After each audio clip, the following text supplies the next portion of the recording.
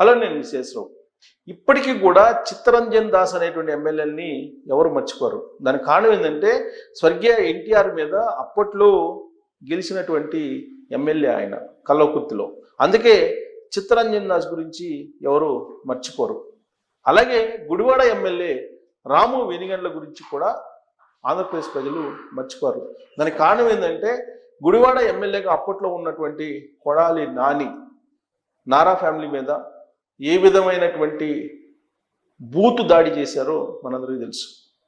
ఇలా చివరికి భువనేశ్వరి గారి శీలాన్ని శంకించినటువంటి ఎపిసోడ్ను కూడా మనం అసెంబ్లీలో చూసాం.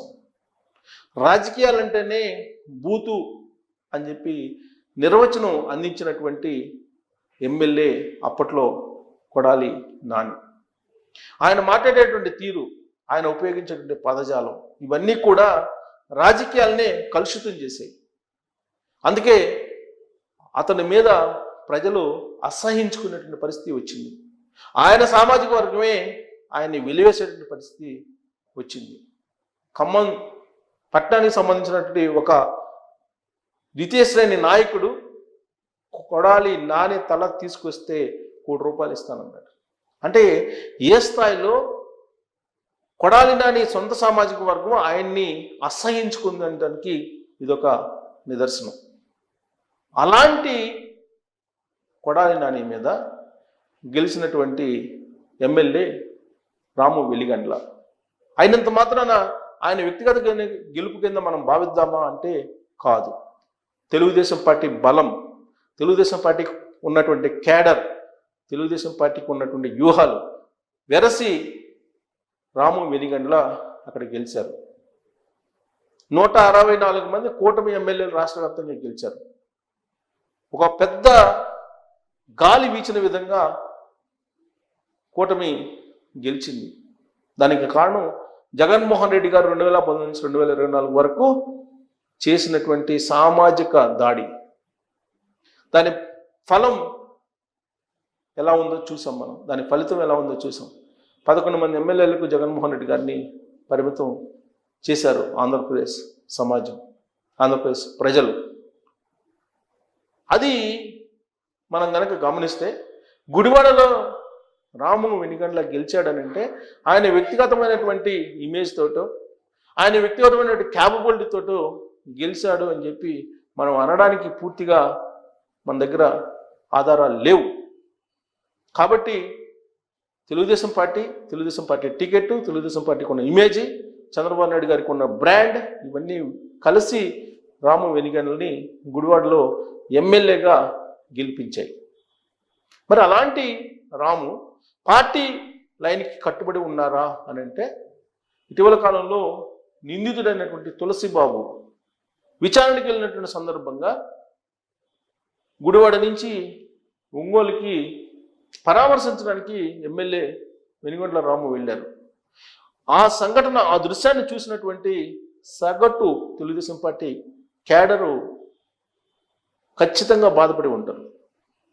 కారణం ఏంటంటే రఘురామకృష్ణరాజు గారు డిప్యూటీ స్పీకర్గా ఉన్నారు ప్రజెంట్. గతంలో వైఎస్ఆర్ కాంగ్రెస్ పార్టీ ఎంపీ. ఆ హోదాలో ఉన్నటువంటి ఆయన్ని జగన్మోహన్ రెడ్డి గారి ప్రభుత్వం హింసించింది, చంపబోయింది. ఆ విషయాన్ని ఆయనే లేఖల్లో పొందుపరిచారు. ఆ చంపబోయినటువంటి వాళ్ళల్లో తులసిబాబు ఉన్నారనేది రఘురామకృష్ణరాజు గారు చెప్తున్నారు. విచారణ చాలా సీరియస్గా జరుగుతోంది. ఇలాంటి సందర్భంలో తెలుగుదేశం పార్టీకి సంబంధించినటువంటి ఎమ్మెల్యేని నిందితుడిగా ఉన్నటువంటి తులసిబాబును కలవడం అనేది పార్టీని ప్రశ్నించేటువంటి ఘట్టంగా కనిపిస్తుంది, ఎపిసోడ్గా కనిపిస్తుంది. ఒకవైపు రఘురామకృష్ణరాజు గారు జగన్మోహన్ రెడ్డి గారి మీద, జగన్మోహన్ రెడ్డి గారి ప్రభుత్వం మీద అప్పట్లో అలుపెరగినటువంటి పోరాటం చేశారు. ప్రాణాన్ని కూడా తెగించి ఆయన రచ్చబండ కార్యక్రమాన్ని నిర్వహించారు. దాని ఫలితమే ఆయన ప్రాణం మీదకి తెచ్చింది. కూటమి ప్రభుత్వం అధికారంలో రావడానికి ఎంతో కొంత ఆయన పాత్ర కీలకంగా ఉంది. ఈ విషయం తెలుగుదేశం పార్టీ అధిష్టానానికి, కూటమి నేతలకు తెలుసు. మరి వెనిగండ్ల రాముకు తెలియదా? ఎందుకు వెళ్ళారు తులసి బాబు దగ్గరికి? అంటే తెలుగుదేశం పార్టీ అధిష్టానం, తెలుగుదేశం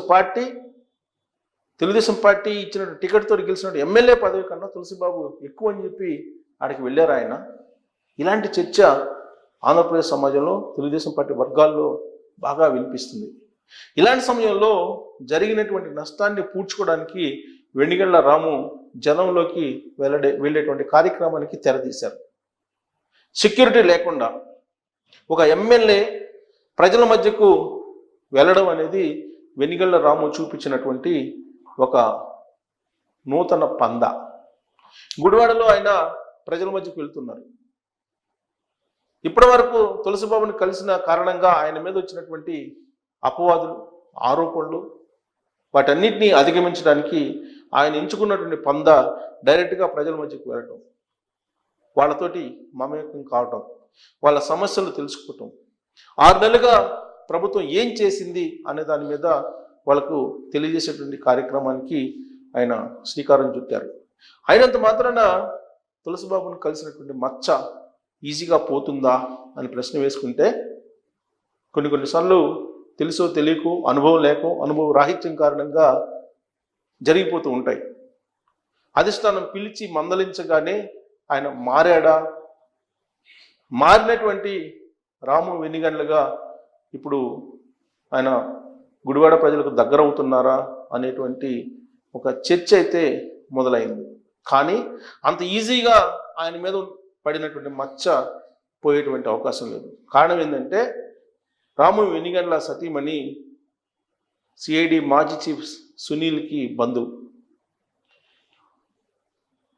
ఆ కారణంగానే ఇప్పుడు వెనిగళ్ల రాము మీద చాలా అనుమానాలు రేకెత్తుతున్నాయి. అప్పట్లో సిఐడి చీఫ్గా ఉన్నటువంటి సునీల్ కానీ లేదా సంజయ్ కానీ చేసినటువంటి అరాచకాలు జగన్మోహన్ రెడ్డి గారి మాట విని చేసినవి ఎవరూ మర్చిపోలేరు. విలేకరుల ఇళ్లకి పోలీసులను పంపించడం, వాళ్ళని బెదిరించడం, అర్ధరాత్రి అపరాత్రి అని లేకుండా మహిళలను సైతం కించపరచడం, ఇలా అనేకమైనటువంటి సంఘటనలు మనం చూసాం. లాస్ట్కి రంగనాయకమ్మ గారి లాంటి 70 సంవత్సరాల మహిళను కూడా వదలలేదు జగన్మోహన్ రెడ్డి గారి పోలీసులు. కేవలం రీపోస్ట్ చేసినందుకు, ఒక పోస్ట్ని రీపోస్ట్ చేసినందుకు రాజద్రోహం కేసు పెట్టారు. రాజద్రోహం కేసులు ఏ విషయంలో ఏ సందర్భంలో పెడతారో కూడా అవగాహన లేనటువంటి విధంగా వ్యవహరించారు. జగన్మోహన్ రెడ్డి గారు ఏది చెప్తే దానికి 10 చేశారు సునీల్. ఆ సందర్భంగా అటు సునీల్ కానీ ఇటు సంజయ్ కానీ చివరికి చంద్రబాబు నాయుడు గారిని రాజమండ్రి సెంట్రల్ జైల్లో పంపించేదాకా ఐపీఎస్లుగా ఉన్నటువంటి వాళ్ళు పనిచేశారు. మరి అలాంటి వాళ్లకు పరోక్షంగా మద్దతు పలుకునేలాగా ఇప్పుడున్నటువంటి గుడివాడ ఎమ్మెల్యే ప్రయత్నిస్తున్నాడంటే ఆ మచ్చ ఊరికే పోదు. ఆయన ప్రజల్లోకి తిరగవచ్చు, జనంలోకి వెళ్ళొచ్చు, జనంలోకి వెళ్ళి నచ్చజెప్పేటువంటి ప్రయత్నం చేయొచ్చు, కన్విన్స్ చేసేటువంటి ప్రయత్నం చేయొచ్చు. కానీ అంత ఈజీగా ఆ మచ్చ పోదు. ఒక మంచి పేరు తీసుకొచ్చుకోవడానికి జీవితకాలం సరిపోదు, అదే చెడ్డ పేరు తీసుకోవడానికి ఒక క్షణం చాలు అని చెప్పి సామాజిక మేధావులు చెప్తూ ఉంటారు. మరి ఇప్పుడు కొన్ని రాము వెనిగండ్ల విషయంలో మరి ఆయన ప్రజల్లోకి వెళ్ళినంత మాత్రాన జరిగినటువంటి తప్పుకి పరిష్కారమా అనే దాని మీద కామెంట్ రూపంలో మీ అభిప్రాయాన్ని తెలియజేయచ్చు. Thank you.